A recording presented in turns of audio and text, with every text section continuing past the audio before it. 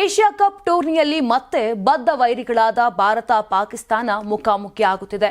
ಕಳೆದ ಸೆಪ್ಟೆಂಬರ್ 14ರಂದು ಮೊದಲ Indo Pak war ನಡೆದಿತ್ತು. ಟಾಸ್ ಸಮಯದಲ್ಲಿ ನಾಯಕ ಸೂರ್ಯಕುಮಾರ್ ಯಾದವ್ ಪಾಕ್ ನಾಯಕನೊಂದಿಗೆ ಕೈ ಕುಲುಕಲಿಲ್ಲ. ಪಂದ್ಯ ಮುಗಿದ ಬಳಿಕ ಭಾರತ ತಂಡವು ಪಾಕಿಸ್ತಾನಿ ಆಟಗಾರರೊಂದಿಗೆ ಕೈ ಕುಲುಕಲಿಲ್ಲ. ಇದು ಎರಡೂ ದೇಶಗಳ ನಡುವೆ ಬಿಸಿ ಚರ್ಚೆಗೆ ಕಾರಣವಾಯಿತು. ಈ ಘಟನೆಯಿಂದ ಪಾಕಿಸ್ತಾನ ಕ್ರಿಕೆಟ್ ಮಂಡಳಿ ಅಸಮಾಧಾನ ವ್ಯಕ್ತಪಡಿಸಿ ಟೂರ್ನಿ ಬಹಿಷ್ಕಾರದ ಬೆದರಿಕೆ ಹಾಕಿತ್ತು. ಈ ಹಿಂದೆ ನಡೆದ ಪಂದ್ಯದಲ್ಲಿ ಭಾರತ ಪಾಕಿಸ್ತಾನವನ್ನು ಸೋಲಿಸಿದೆ. ಪಾಕಿಸ್ತಾನ 127 ರನ್ಗಳಿಗೆ ಸೀಮಿತವಾಗಿದ್ದು, ಟೀಂ ಇಂಡಿಯಾ 15.5 ಓವರ್ಗಳಲ್ಲಿ 3 ವಿಕೆಟ್ಗಳ ನಷ್ಟಕ್ಕೆ ಗುರಿ ತಲುಪಿತು. ಈ ಜಯದಿಂದ ಭಾರತ ತಂಡ ಅಗ್ರಸ್ಥಾನ ಪಡೆದಿದೆ. ಭಾರತ ತಂಡ ಗುಂಪು ಹಂತದಲ್ಲಿ ಇಲ್ಲಿಯವರೆಗೆ 2 ಪಂದ್ಯಗಳನ್ನು ಗೆದ್ದರೆ ಪಾಕಿಸ್ತಾನ 3 ಪಂದ್ಯಗಳಲ್ಲಿ 2 ಅನ್ನು ಗೆದ್ದು 4 ಅಂಕಗಳೊಂದಿಗೆ 2ನೇ ಸ್ಥಾನದಲ್ಲಿದೆ.